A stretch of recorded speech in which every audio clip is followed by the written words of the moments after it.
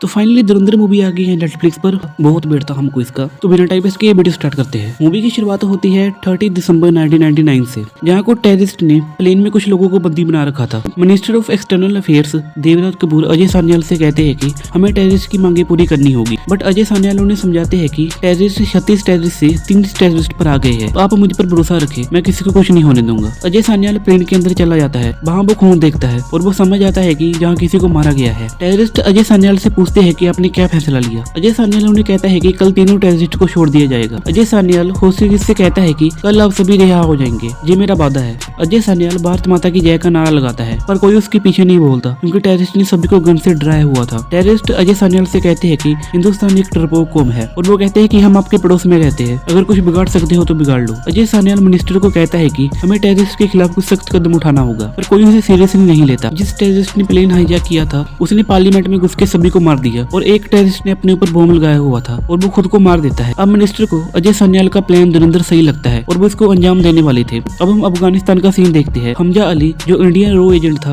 वो पाकिस्तान आ गया था। हमजा एक यूथ शो में जाता है, उसके ओनर का नाम आलम था। आलम भी उसी की तरह एक रो एजेंट था। हमजा आलम से काम मांगता है पर वो उसे मना कर देता है। हमजा रात तक उसकी दुकान पर रुकता है। कुछ लोग उसे बदतमीजी करने लगते हैं और एक तो उसके पजामे में हाथ डालता है। हमजा उन्हें मारने वाला था पर वो रुक गया था। वो लोग उसे मारकर चले जाते हैं। हमजा बहुत घायल हो गया था और आलम उसे खाने के लिए कुछ देता है। आलम उसे अपनी शॉप पर रख लेता है और उसे वहाँ 1 साल हो जाता है। हमजा का सब्र अब टूटने लगा था पर उसको फिर अपनी ट्रेनिंग याद आने लगती है। आलम हमजा को बताता है कि रहमान द कैद की गैंग में घुसना आसान नहीं होगा, उसके लिए तुम्हें लंबा इंतजार करना होगा। बाबू द कैद आलम को धमकी देके जाता है कि तुम अगली बार से रहमान द कैद की किसी भी पार्टी में नहीं जाओगे। आलम हमजा को रिजवान से मिलवाता है जो उनकी तरह एक रो एजेंट था और वो अरशद पप्पू की टीम में था। रिजवान हमजा को बताता है कि शादी में अरशद रहमान के बेटे को मारने वाला है, तुम उसे बचाकर रहमान द कैद की गैंग में शामिल हो सकते हो। हमजा मान जाता है। शादी में फायरिंग होने लगती है। हमजा उनसे लड़ने लगता है और रहमान द कैद के बेटे को बचाने लगता है। सभी भाग जाते हैं। हमजा रहमान द कैद के बेटे को हॉस्पिटल ले जाता है। वहाँ रहमान द कैद भी आ जाता है। रहमान द कैद का छोटा लड़का मर जाता है। रहमान द कैद कहता है कि इसे 1 लाख रुपए दे दो, पर हमजा कहता है कि मुझे आपकी टीम में शामिल होना है। रहमान उसे अपनी टीम में शामिल कर लेता है। रहमान द कैद की बीबी उसे थप्पड़ मारती है क्योंकि वो अपने बेटे के गम में डूबी हुई थी। उजैर हमजा को अपना काम समझाने लगता है। वो उसे अपनी नकली गन की फैक्ट्री दिखाता है। हमजा अब रहमान द कैद की टीम में घूमने मिलने लगा था। रहमान इलेक्शन की वजह से शांत बैठा था पर वो अपने बेटे की मौत का बदला लेना चाहता था। सभी रहमान को रोकते हैं पर हमजा उसे भड़काता है और रहमान सभी को ढूंढ के मार देता है और वो सभी को दर्दनाक मौत देता है। इलेक्शन का टाइम आता है और सभी लोग रहमान द कैद को देखकर बहुत खुश थे और वो जीत जाता है। एक आदमी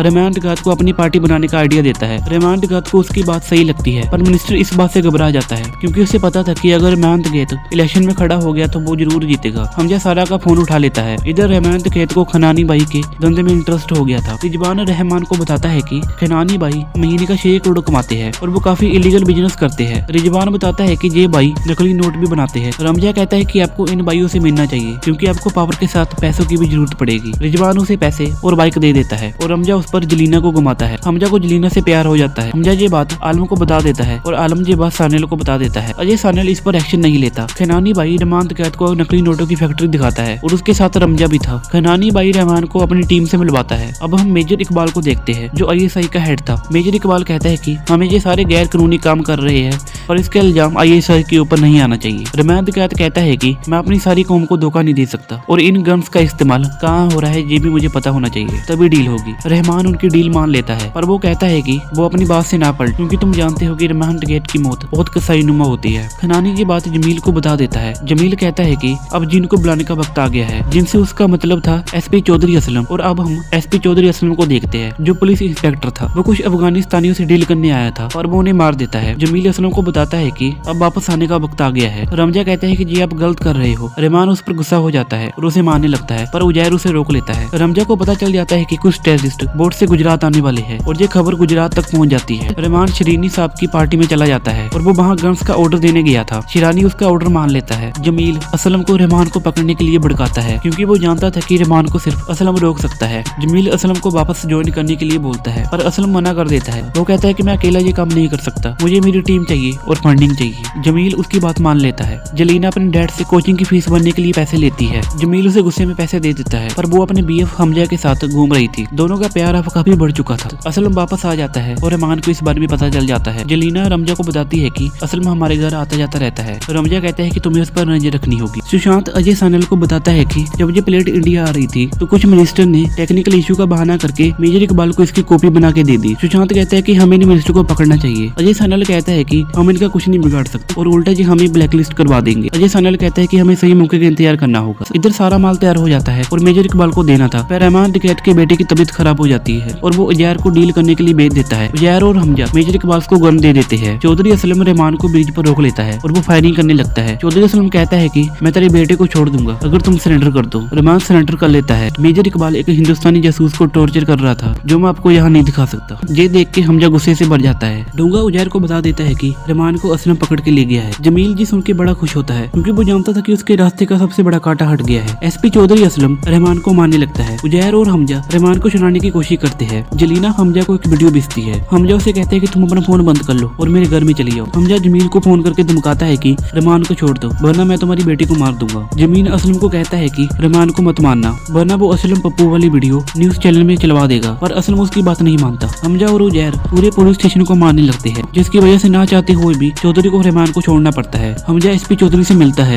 रहमान इलेक्शन में खड़ा हो गया था। जो गन्स मेजर इकबाल ने मंगवाई थी उसे टेररिस्ट ने 9/11 वाला अटैक किया था। हमजा को पता चल जाता है कि उसने कितनी बड़ी गलती की है, उसे उन्हें तभी रोकना चाहिए था। सभी ये बात सुन के खुश हो रहे थे, पर हमजा अंदर से बहुत दुखी था। अजय सान्याल सभी रिकॉर्डिंग सुन लेता है। इसे सुन के किसी के भी रोंगटे खड़े हो जाए। इतनी हैवानियत और इतनी गंदी हरकत सिर्फ पाकिस्तान वाले कर सकते हैं। हमजा आलम चाचा से कहता है कि उन लड़कों को मैंने अपने हाथों से गन दी थी। हमजा बहुत दुखी था। आलम चाचा उसे समझाते हैं कि हमारा जिंदा रहना बहुत जरूरी है, तभी हम इनको मार पाएंगे। जलीना हमजा को मारकर पूछती है कि तुम कल रात कहाँ थे। हमजा जलीना से कहता है कि मुझे पूरी कराची का बादशाह बनना है और अगर तुम्हें मेरा साथ देना है तो दो, वरना जहाँ से जा सकती हो। जलीना उसका साथ देती है। रहमान इलेक्शन जीत जाता है, जिसका डर जमील को था। हमजा जमील को भड़काता है। वो कहता है कि मैं आपके साइड में हूँ और हम दोनों मिलकर रहमान को मार देंगे। हमजा और जलीना की शादी हो जाती है। हमजा कहता है कि मैं अपनी अगली डील 9 अगस्त को करनी चाहिए। हमजा के पास एक कॉपी थी जिसमें उसने सभी के नाम लिखे हुए थे जिनको उसे मारना था। रहमान कहता हमजा के साथ चला जाता है और उसे शक हो जाता है। वो उसे गाड़ी रोकने के लिए बोलता है पर हमजा गाड़ी नहीं रोकता। रहमान कहता उसे मारने लगता है पर हमजा उसके सारे आदमियों को मार देता है। असलम और रहमान में फाइट होने लगती है। रहमान असलम को मारने वाला था पर हमजा उसे रोक लेता है। उन दोनों में फाइट होने लगती है। रहमान उसे मारने वाला था पर हमजा उसे मारकर घायल कर देता है। हमजा असलम से कहता है कि रहमान को मारकर अधमरा कर देना ताकि वो हॉस्पिटल पहुंचने से पहले जिंदा रह सके, ताकि हमजा सबको दिखा सके कि उसने उन्हें बचाने की पूरी कोशिश की। हमजा उसे कंधे पर उठा लेता है और हॉस्पिटल लेके जाता है, पर हमजा को लगता है कि रहमान जिंदा है पर वो मर गया था। उजैर भी बहुत दुखी हो जाता है। अब हमें हमजा की असलियत बताई जाती है। हमजा का असली नाम रंजीत था। अजय सान्याल ने ऐसी टीम बनाई थी जो पाकिस्तान में रहकर उनकी जानकारी हमें दे सके और उसे वो ट्रेनिंग देते हैं। लास्ट में हमें इस मूवी का नेक्स्ट पार्ट का हिंट दिया जाता है। मुझे तो इस मूवी की स्टोरी काफी अच्छी लगी और बॉक्स ऑफिस पर भी इसने काफी रिकॉर्ड तोड़े हैं। आपको ये मूवी कैसी लगी कमेंट में जरूर बताएं। ऐसी मूवी एक्सप्लेनेशन वीडियो देखने के लिए चैनल को सब्सक्राइब और वीडियो को लाइक जरूर करना। Thank you, bye bye.